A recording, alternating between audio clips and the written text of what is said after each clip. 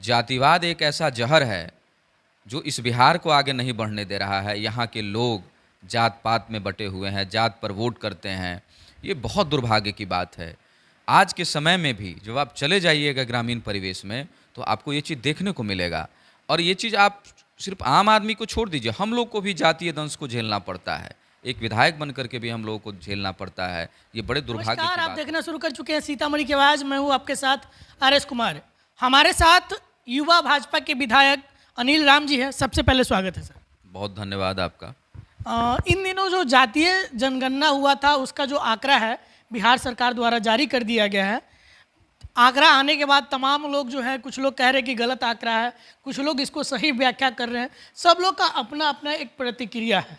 आप इसको कैसे देखते हैं? देखिए, जातिगत जो अभी कास्ट सेंसस को लेकर के रिपोर्ट जो है वर्तमान की सरकार ने सौंपा है और इसको लेकर के हम लोग भी भारतीय जनता पार्टी के तरफ से भी इसको सपोर्ट किया गया है।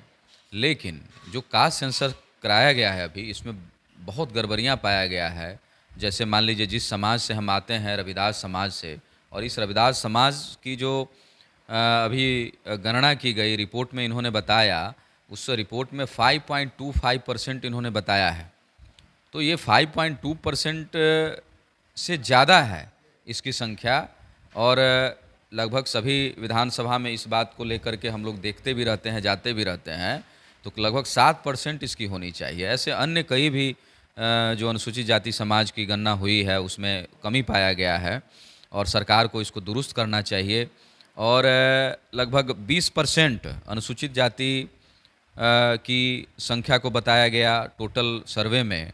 तो क्या सरकार 20% जो अनुसूचित जाति समाज की संख्या है उसको सरकार के हर चीज़ों में उसकी हिस्सेदारी, उसकी भागीदारी नीतीश कुमार जी कर पाएंगे? आज उनकी सरकार में जो मंत्रिमंडल है, उस मंत्रिमंडल में कितने रविदास समाज से जो है मंत्री उन्होंने बनाया है? तो आज से ही उनको लागू करना चाहिए। अच्छा, चुनावी वर्ष में इस तरीके का चीज़ आना और अलग अलग जाति गणना का रिलीज करना क्या दर्शाता है कि क्या चुनाव जो आगामी आने वाले हैं, लोकसभा विधानसभा का जो चुनाव आना है, उसमें जितना जिनकी भागीदारी का बात आएगा, क्या जितना जिनकी संख्या है उसके हिसाब से उनको भागीदारी मिलने जा रही है? देखिए, सबसे पहले एक चीज़ हम आपसे कहेंगे कि बिहार प्रदेश हर चीज़ से समृद्ध प्रदेश रहा। ये आंदोलनकारियों की कर्मभूमि, जन्मभूमि रही है और बड़े से बड़े आंदोलन की शुरुआत बिहार से हुआ है।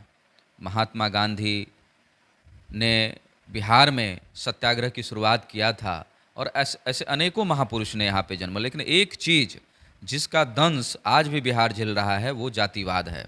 जातिवाद एक ऐसा जहर है जो इस बिहार को आगे नहीं बढ़ने दे रहा है। यहाँ के लोग जात पात में बटे हुए हैं, जात पर वोट करते हैं। ये बहुत दुर्भाग्य की बात है।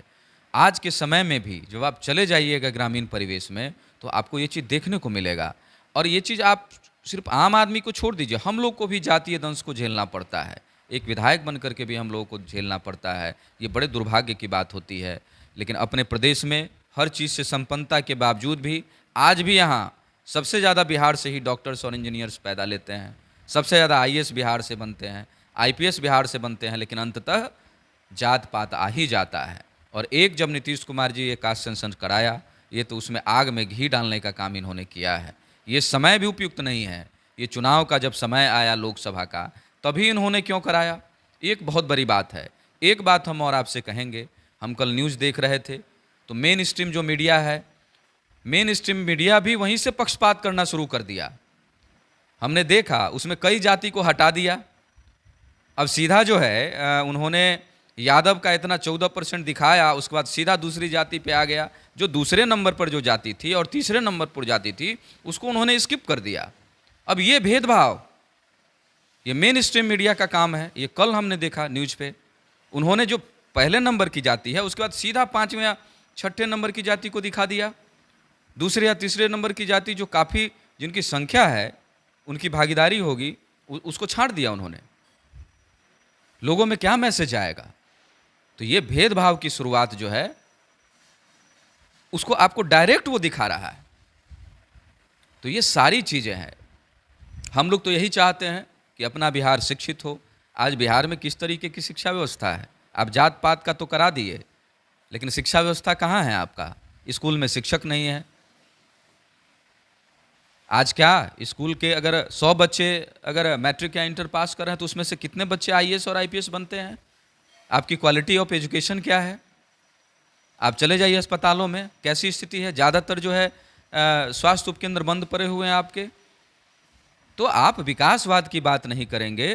प्रधानमंत्री जी आदरणीय नरेंद्र मोदी जी सिर्फ विकास की बात करते हैं। उन्होंने विकास और जो लाभार्थी है उस तक पहुंचने का काम किया, उन्होंने जात तक पहुंचने का काम नहीं किया। लेकिन आपने जात तक पहुंचने का काम किया। उन्होंने हर जात के लिए, हर समाज के लिए, हर वर्ग के लिए उन्होंने योजना लाया ताकि सबों का विकास हो सके, सभी आगे बढ़ सके। जो पिछड़े हैं, जो दलित हैं, उनके लिए भी तरह तरह की योजनाएं हैं, वो किस तरीके से मुख्य धारा में आ सके, इसके लिए हमारे देश के प्रधानमंत्री जी काम कर रहे हैं। जात पात में बांट करके इससे प्रदेश का नुकसान ही होता है, फायदा कभी नहीं होता है। और अगर आपने किया है तो आप उसके हिस्सेदारी को आप सुनिश्चित करिए। आने वाले समय में आप जिस जाति की जितनी परसेंटेज है उसको उतनी भागीदारी मिलनी चाहिए।